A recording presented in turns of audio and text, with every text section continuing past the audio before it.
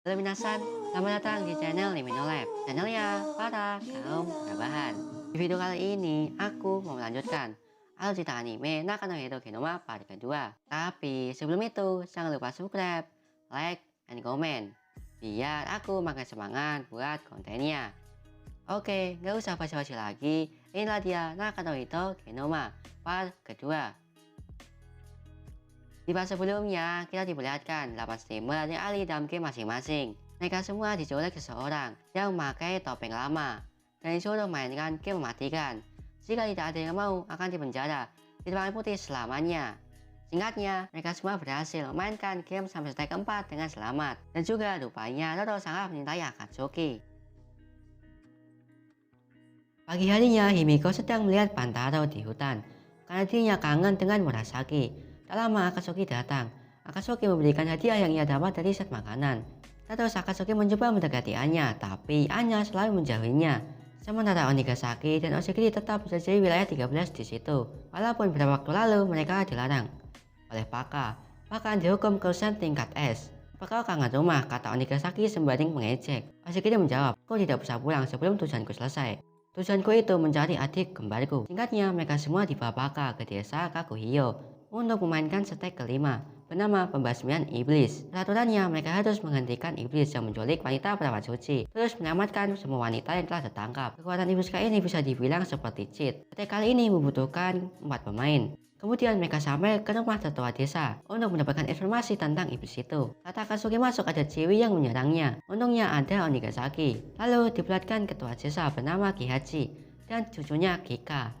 Setelah mendengar cerita dari kakek Kihachi, kakek itu memberikan barang. Saat Anya membukanya, berisi gaun pengorbanan. Dan juga iblis menyukai tubuh, semok dan boing-boing, kata kakek Kihachi. Anya yang mendengar itu menyarankan Karin, tapi Karin menolaknya.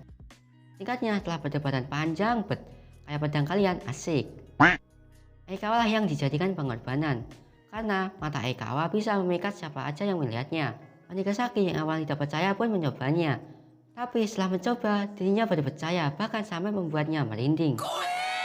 Tiba-tiba iblis pun datang. Ternyata sang iblis adalah kakek Kihachi dan cucunya. Tapi mereka tidak membawa Aikawa, melainkan membawa Karin. Aki yang tidak mau Karin sendirian memintanya untuk membawanya juga. Jika tidak membutuhkannya, buang saja, kata Aki. Anya dan Roro tidak akan membiarkan itu. Roro beritahu kalau dirinya sudah masang alat pengintai di kartu yang selalu Aki pakai di lehernya. Karena itu mereka bisa mengejarnya. Kita flashback di kamar mandi. Akatsuki memberikan obat tidur dari Paka. Hal itu membuat Anya sangat marah. Anya juga tanpa sadar memukulnya. Tapi Aki terus-menerus memberikan obat itu. Dan Aki juga memberitahu kalau ia mau menyelesaikan anak itu Genoma dengan semuanya. Anya mendengar itu tersentuh dan memaafkannya. Lalu kita diperlihatkan masa lalu Onigasaki. Dia diusir oleh kakeknya dan tidak boleh datang ke situ lagi. Oshikiri marah dengan perkataan kakeknya itu. Oshikiri pun pergi dari situ. Dia juga tidak mau menjadi hiasan keluarga. Kemudian kembali ke Onigasaki dan Oshikiri yang lagi mengikuti Akatsuki dengan alat pelacak yang diberi Toro. Dalam game ini, daripada mengalahkan musuh, menyelesaikan misi dan kembali dengan selamat itu lebih penting. Dan Onigasaki tidak akan membiarkan kesempatan untuk mencari adiknya berakhir. Mereka dikurung di kamarnya Kika. Karin takut bisa aja dirinya dimakan. Tak lama Akatsuki menemukan penghalang yang sedikit bengkok. Akatsuki pun mencoba keluar dari situ dan berhasil. Akatsuki juga meminta Karin untuk mencobanya. Tapi saat mencoba, Karin tidak berhasil karena tubuhnya yang... Taulah. Tiba-tiba terdengar suara orang berjalan. Akatsuki pun langsung bersembunyi. Dia adalah Kika. Tapi Kika tidak marah Akatsuki kabur. Karena sejak awal Karin lah yang dia inginkan. Singkatnya, Oshikiri sama Onigasaki sampai ke tempat Akatsuki berada. Mereka juga melihat kakek Echi yang sedang mancing. Lalu mereka pun bertemu dengan Akatsuki. Oshikiri bertanya, di mana Karin? Akatsuki menjawab, Karin dalam keadaan gawat. Mendengar itu, mereka pun langsung ke tempat Karin berada. Bersamanya di sana, mereka kaget melihat tempat rumah yang besar. Akatsuki berkata, itu adalah Onibamiya family yang ditakuti. Mereka berdua seketika syok mendengar Akatsuki berbicara serius. Bahkan Oshikiri sampai memintanya berbicara sekali lagi. Akatsuki menjelaskan, Kika membawa semua gadis yang ia culik untuk memainkan rumah-rumahan dengan orang asli. Dan juga dirinya dengan terpaksa melihat Karin ditelanjangi dan dijadikan maid. Lalu mereka bertiga pun berpencar menemukan kunci penjara. Dan bertemu lagi setelah 30 menit. Singkatnya aja, Akatsuki sudah menemukan kunci penjara. Tapi tiba-tiba ada kakek Kihachi yang memukulnya dan mau menghabisinya. Tak lama Paka datang. Paka berkata, itu kelewatan. dan mengancam kalau tidak melepaskan Aki, maka akan melakukan reset.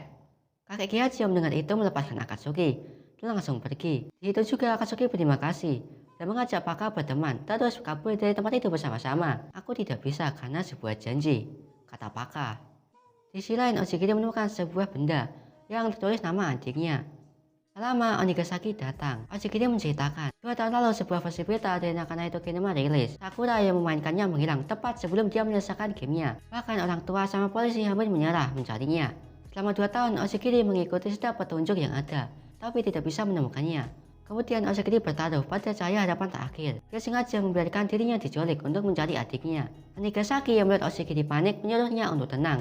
Dan dirinya mau mencari Akatsuki karena udah lewat 30 menit. Lalu saat berjalan, Onigasaki melihat Akatsuki yang tergeletak. Ia pun menghampirinya. Akatsuki pun menceritakan apa yang terjadi kepadanya. Terlihat juga tangan Akatsuki patah. Beberapa waktu kemudian mereka bertiga berhasil membebaskan para wanita yang telah diculik. Tak selang lama Kika datang sambil marah-marah karena bonekanya kabur. Saat melihat Oshigiri, Kika kayak tak asing dengan wajahnya. Oshigiri yang mendengar itu bertanya sambil mengancam, apakah pernah melihat wajah sepertiku 2 tahun lalu? Sekarang dia tidak ada, mungkin sudah kubuang, kata Kika. Oshigiri yang mendengar itu berniat menyerang Kika, tapi dihalangi Onigasaki.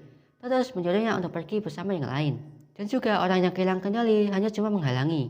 Serahkan ini kepadaku, kata Onigasaki. Sesudah Oshigiri pergi, Kika memanggil kakeknya, tapi kakeknya tak kunjung datang. Mungkin dia tidak sayang padamu lagi, kata Onigasaki. Singkatnya, setelah mengancam Kika, Kika benar-benar tidak tahu apa-apa tentang adik Oshigiri. Saat mau pulang ada Oshigiri yang menunggunya.